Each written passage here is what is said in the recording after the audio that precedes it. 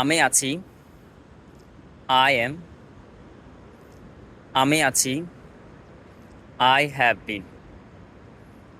বিষয়টা কেমন জানি এলোমেলো হয়ে গেল, তাই না? চলুন আমরা বিষয়টিকে আরও একটু পরিষ্কারভাবে বোঝার চেষ্টা করি। আমি কোনো জায়গায় আছি বোঝাতে আই এম ব্যবহার করা হয়। উদাহরণ লক্ষ্য করুন, আমি কক্সবাজার আছি, আই এম ইন কক্সবাজার। কোনো জায়গায় অনেক সময় ধরে আছি বোঝাতে আই হ্যাভ বিন ব্যবহার করা হয়।